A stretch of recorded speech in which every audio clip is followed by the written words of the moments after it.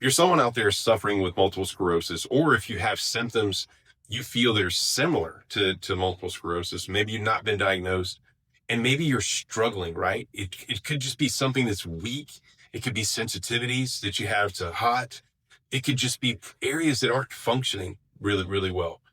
I've been a doctor now for almost 3 decades, and we have been uncovering things that other doctors maybe don't know about. It's all about connections between your brain and your cells, and there are trillions of them. So if this sounds like something that's interesting, we're about to have a discussion I think you're going to love. So stay tuned.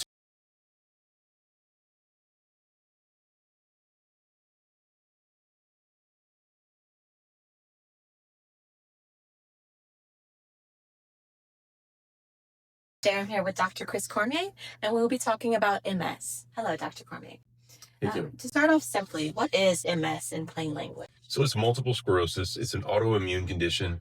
And remember, autoimmune means that part of your body, cells in your body somewhere are weak and they're not healthy. And so your body goes into trying to get rid of those cells. It's a little different the way we explain it than conventional medicine. But conventional says the immune system is erroneously attacking healthy cells. But in my mind, that's not really what's happening with autoimmune. So it's an autoimmune condition where nerve cells, like the myelin specifically, is like a sheath around your nerves, and it starts to get eaten away. What are some symptoms of MS? All kinds of symptoms happen. Weakness is probably the biggest thing people experience, but there could be cold or hot problems where they're sensitive to cold or hot. They can have just very hard to walk, hard to maneuver, hard to move around. And it really depends on the severity, right? So if you just have a couple of lesions, it depends on where those lesions are. If they're in the brain, they can obviously affect a lot more than maybe just in a peripheral nerve out here. So I guess that kind of explains my next question a little bit too.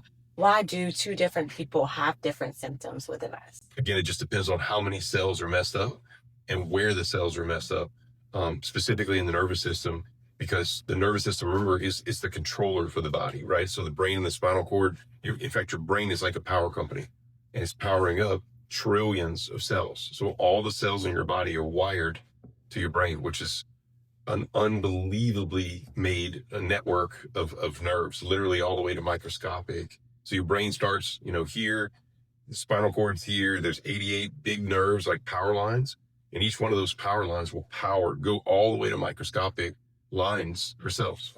We have some patients that say their symptoms come and go. Why is that? Well, remember, the nervous system is always under pressure. So to give you clarity with this, our bodies are God-made, and they're designed to self-heal. And most people don't even know what self-healing is, but our trillions of cells should be healing themselves. They should never, ever get a condition like MS. But what happens to people is, just to give you, I guess anybody watching, give people comfort. Nobody on the planet is born with a perfect set of cells. Everybody has genetic defects. So if you want to think of it, we should theoretically, we would start out 100%. That's where people think we start out as 100% self-healing. Like every cell in your body, self-healing at 100%. That's not what happens. We all have genetic defects. And that means some of those cells throughout your body have defects to start from the get-go when you're born. And then as you start living on planet Earth, there's different types of stress that can even affect your cells more. And there's physical stresses, there's environmental stresses, and there's emotional stresses. So any one of those stresses that you put your body through can knock even more cells off and make them more unhealthy. And then that causes all these crazy conditions that people get. Does MS affect older people differently than it would affect younger people, or would it be the same? Not necessarily. The nervous system is the nervous system, right? So if there's a lesion in one particular spot of the brain, well, that particular spot of the brain is generally going to control a bunch of different things. And so you'll see deficits of wherever that is. And if it's the left side of the brain, for instance, you might see problems in the right side of the body. A lot of patients also say my scans are coming back normal, but I don't feel normal. Why could that be the case? Yeah, so you don't necessarily have to have visible lesions like we see with more advanced multiple sclerosis, because the nervous system has an energy flow, and so each cell is connected to the brain, input and output, and that's so hard to think about. Trillions of cells, the input and output going in is just unbelievable. So some of those cells basically can lose power from the brain, and the brain just can't power them up. It can't feel what that cell is. And so that cell will start to get diseased. And so it doesn't matter the age, really. We see a lot of young people now that are starting to develop these symptoms. It's primarily because the world's getting harder to live in. There's too many stressors that are affecting us, too much interference. It's making it harder for our brain to stay connected. A lot of patients are also told this is just how MS is. Why shouldn't patients just accept that? Well, it's something, and we tell people with so many conditions out there, it's like they give you this permanent label, and just, you research it and think this is what I have, and it's going to be that way for the rest of my life, and I'm just going to manage it. Well, big pharma, they want you to take drugs for life, so they want to label you with something so that you take drugs for life. But technically, that's not the way our God-made bodies are. Our bodies, they don't even want you to. The big pharma doesn't want you to know about self-healing, but we want your body to spark back up and start healing itself again. I always tell people that get this diagnosis, how many years did you go with no MS? You didn't have any symptoms before many years. Oftentimes it's 30 years. You didn't have any symptoms. And the next thing you know, this progresses. Well, it's like something happened to your body. You had some cells that got defective due to some type of stress or stresses that you encountered, and it snowballed and turned into a bunch of cells, and it ends up with a condition like this. Patients that have MS also deal with a lot of fatigue issues. Why can that be more debilitating than the actual weakness itself? It's trying to keep your brain connected to your cells, right? So the more cells that get disconnected, the more inefficient the body becomes. Mm-hmm. And then just to barely move around, you got, the nerves that are working have to compensate for the nerves that aren't. And then you start to get all kinds of deficits. Those start to eventually wear out, and you eventually get to where you're paralyzed. Right? Yeah. We've seen that. Do you know any early warning signs of MS that patients could possibly look out for? Yep, they can. Sensitivity to hot a lot of times is an early warning sign. Like get in a hot shower and you feel weak. That could be something that's there. Also, just weakness anywhere, like just something's not working right in your body. You pick your foot up, you're like, "Ah, this doesn't feel strong. Something doesn't feel right."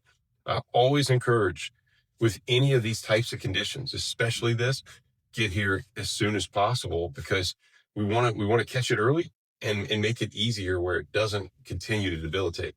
When someone does come to your clinic with MS, what is the first thing that you would start off with? Yes, so basically we go through a very detailed history.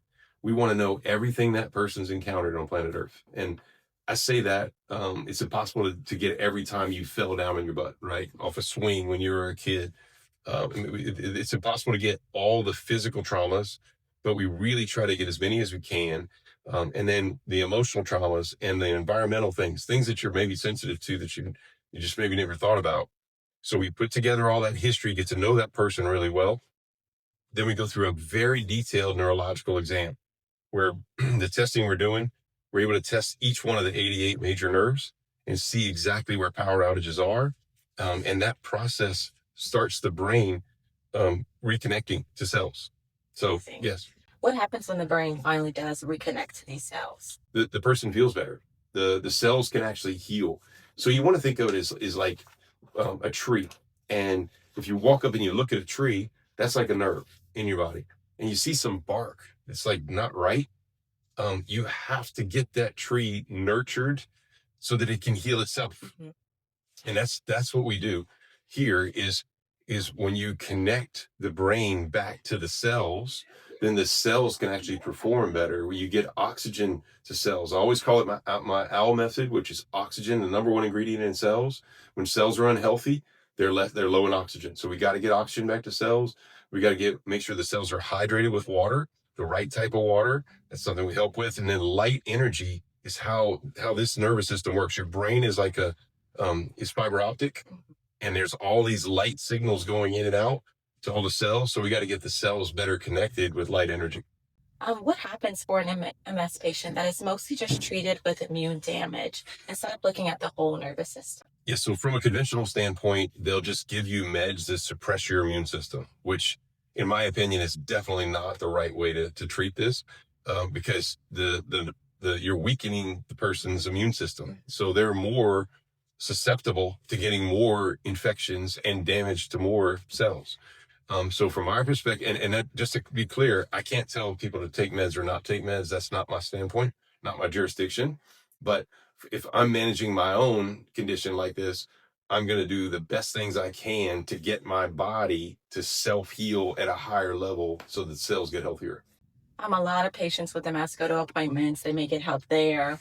But then after, when they go home, progress usually stalls. Why is that? So the routes they're treating the patients with this from a conventional standpoint, in my opinion, are not addressing the root cause, which is in the deficient cells, where they're deficient in certain ingredients, like we talk about oxygen, water, light, frequency, grounding, all the different things that we're doing are basic ingredients. And how God designed your body is what we're actually doing, is just trying to get it to self-heal again on its own. For a patient, whenever they go home, if they try to start adding in daily simple habits, would that be beneficial for them in any way? It depends on the habits, right?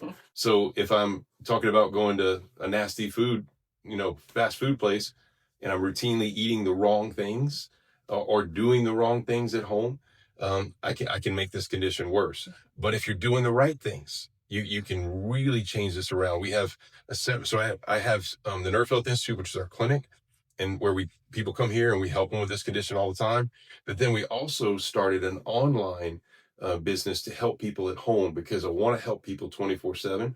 So we have this company called Body Charters, and it's a community that people can go and just get a yearly membership. It's really easy to get access to everything that I recommend. It's a full educational platform, but with all the products and devices and everything we would recommend. Inside of Body Charters, we have this 28-day cell sparking challenge. And literally every day it's training people exactly what you just said, little bitty habits to do to fix themselves. And all of these habits, every one of them is designed to improve self-healing. So we don't heal anything at all through either Nerve Health Institute or Body Charters. Your body heals itself. We just do things to get your body to heal itself. That's amazing. How can these habit building things through Body Charters help a patient before even ever coming to the Nerve Health Institute? Great question. That's exactly what we intended Body Charters for, because not everybody maybe can come here, maybe financially, geographically. We were very blessed. We have people who come from everywhere, other countries, all over this United States, to the Nerve Health Institute, but we have some that maybe can't. And even the ones that can, we definitely recommend both, because a condition like this requires all hands on deck, right? So you want to do all the right things to be able to nurture your cells and get them all those basic ingredients so the self-healing kicks up. There's a lot of definitely professional people in the world, successful people in the world that are struggling with MS. Why doesn't all the success, money, access that they have kind of treat this? Why doesn't it help them having all those extra resources? They don't know what they don't know. And so I think we're kind of a hidden gem here in South Louisiana, of all places, being this, mega clinic that we are, and online community. We're all about holistic and alternative and very, very advanced high level things that most people have never heard of, but it's all centered on getting your body to self-heal. When those people out there, those high level people they're in their tight knit communities searching, but they're still on Google, right? Google's censoring what they can see. So they can't see, this clinic when they're searching a lot of times. And that's why we're doing information like this. So we're giving people all these little nuggets of information that they should know, but they don't know. In your own clinic, I'm sure you see a lot of patients with MS. What is a complex case of MS that you had, if you'd like to share with us? Yes, we've had several that have been paralyzed. By the time they get here, completely paralyzed. We had one lady that was in her 30s. Actually, two ladies. Think about it, they were in their 30s. paralyzed, and literally couldn't move, right? Through doing all the right things here, we have both of them running, and yeah, and it's been for years. So this condition can really progress if you let it, and certainly I love seeing those patients. But I would love to see people early on. So just to help people understand, remember our best patients here, they come through and we do a corrective plan of care where we go through and try to get that nervous system as strong as we can possibly get it. And then once we get it there, along the way, we're teaching them what to do. So our best patients, we don't end up seeing that much after because they've learned a new methodology for taking care of their body and enhancing their self-healing. Amazing. If some people with MS are told, or they start to feel like this is just their new normal, what would you tell them? It's not at all. When it comes to conditions, I didn't make this body. This body is a God-given body, as I mentioned before. It's designed to heal itself. It can heal itself just about of anything. There can be some exceptions to the rule, but with this condition, especially, your body it has all the tools. As long as you use the right tools and weapons and devices, you can spark up your cells and get them to heal. So definitely don't assume that this is permanent. What is the most damaging sentence that someone with MS could hear? That it's permanent, that basically it's never going away, and it's just going to eat away your nervous system to the point where you're going to be potentially paralyzed, or not be able to go to work, or not be able to play with your grandkids, or not even be able to have kids, or be at a young age, and just your whole future is destroyed. I mean, there's so much devastation with this condition, and really, like I said, it goes back to just going back to the basics, right? Understanding your body heals itself. It's designed to heal itself. It's designed for self-healing, right? So, and you just got to do the right things to nurture your cells and get your body to start healing itself again. Amazing. Well, thank you, Dr. Cormier. That does conclude our talk today on MS. Very informative. Thank you very much. Thank you so much.